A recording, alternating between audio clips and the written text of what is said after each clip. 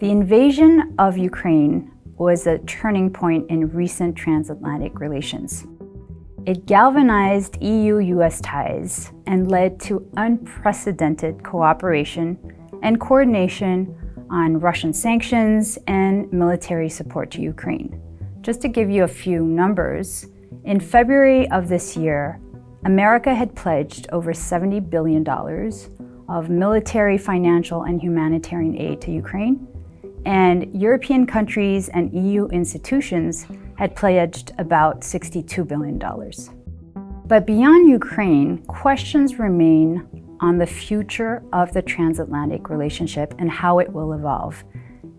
In a context where America is no longer the sole superpower, it is increasingly being challenged by China, and in a world where the EU is trying to find a role. So in this context, we see several clouds on the horizon in an otherwise clear sky. So the first worry is the upcoming election in the United States in 2024. European allies worry that this will mean that the US will turn inwards and focus on domestic policies, as countries tend to do in an election year.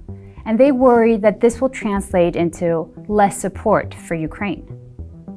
If a Republican candidate wins, this will certainly lead to less support for Ukraine. Governor DeSantis said, called the war a territorial dispute. Trump claimed that if he were president, he could end the war in 24 hours. What he didn't say is how, and how that would leave Ukraine in terms of its territorial integrity. If I'm president, I will have that war settled in one day, 24 hours. They both have weaknesses and they both have strengths, and within 24 hours, that war will be settled. It'll be over. Another worry, and perhaps the biggest cause for concern, is this increasing divide between European allies and the United States on how to address China, how to best handle China. Washington has adopted an increasingly hawkish stance towards China, but European allies prefer to forge their own path. They don't want to be bullied into choosing sides.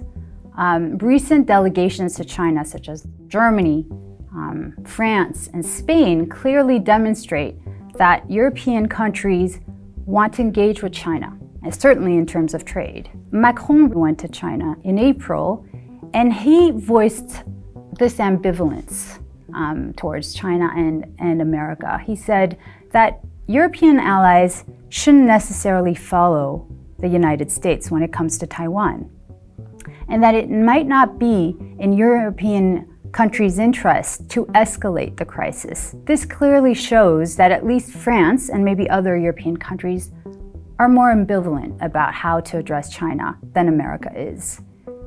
And the third and perhaps last cause for concern, at least in the current state of transatlantic relations, is trade.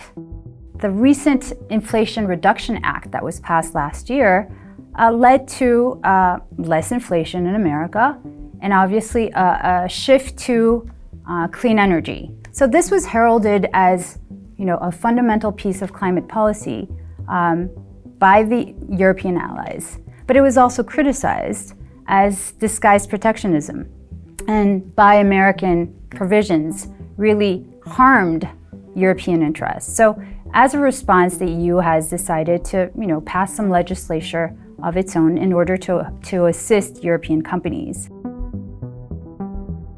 To conclude, transatlantic relations need to adapt to an evolving geopolitical landscape. European and American allies need to understand that the world has changed. China is now a global influence. Countries in the global south are turning to it as a superpower. They are disenchanted with the international liberal order that the West or the global West created. They think that this international liberal order has lost its shine and luster.